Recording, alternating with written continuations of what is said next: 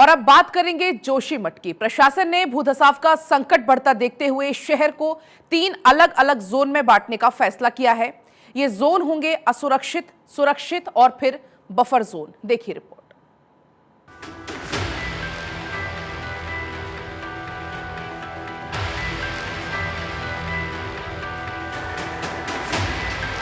बद्रीनाथ धाम के प्रवेश द्वार जोशीमठ में इन दिनों हाहाकार मचा है। यहाँ जमीन धंस रही है, मकानों, दुकानों और होटलों की दीवारों में दरारें आ गई हैं। खतरा इतना बड़ा है कि इसकी चेतावनी एक्सपर्ट्स लगातार दे रहे हैं।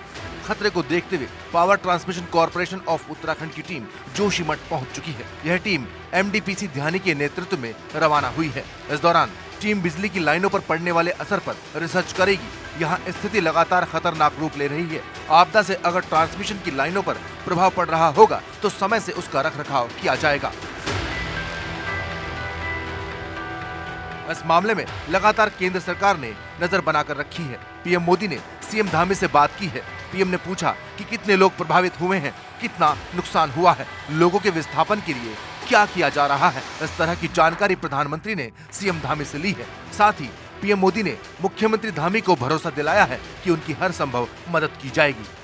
भूवैज्ञानिक और विशेषज्ञों की टीम लगातार रिसर्च कर रही है कि इस तरह की आपदा से कैसे बचा जाए। साथ ही एक्सपर्ट जोशीमठ के साथ साथ हिमालय के अन्य क्षेत्रों के बारे में भी चेतावनी जारी कर रहे हैं। एक्सपर्ट्स की माने तो उत्तरकाशी और नैनीताल भी भूधसाव की जद में है।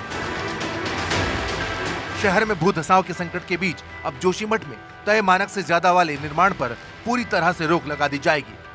इसे लेकर मुख्यमंत्री पुष्कर सिंह धामी ने जिला प्राधिकरण के अध्यक्षों को निर्देश दे दिए हैं। वहीं प्रशासन ने लगातार खराब हो रही स्थिति को देखते हुए जोशीमठ को 3 अलग अलग जोन में बांटने का फैसला किया है। ये जोन होंगे असुरक्षित, सुरक्षित और बफर जोन। जोन के आधार पर चिन्हीकरण के आदेश दिए गए हैं। अब तक कुल 603 परिवारों का चिन्हीकरण कर 81 परिवारों को सुरक्षित शिफ्ट किया गया है। लोगों के मन में डर है कि उन्हें अपने दशकों पुराने घरों को छोड़कर यहां से जाना पड़ेगा। उधर खतरे को देखते हुए सरकार लगातार कड़े कदम उठा रही है।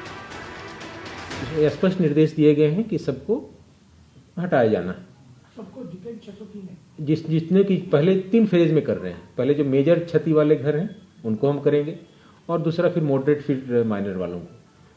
तो इस पर नज़र रखे हुए हैं और डेली हम सबको लेके जा रहे हैं। दोनों चीज़ें करनी पड़ती है। लोगों के साथ एक काइंड ऑफ समन्वय स्थापित करना पड़ता है। तो हम दोनों पक्ष को हम लेकर चल रहे हैं। ऐसा नहीं हो कि हम जबरदस्ती कहीं लेकर चले जाएं और दिक्कत हो।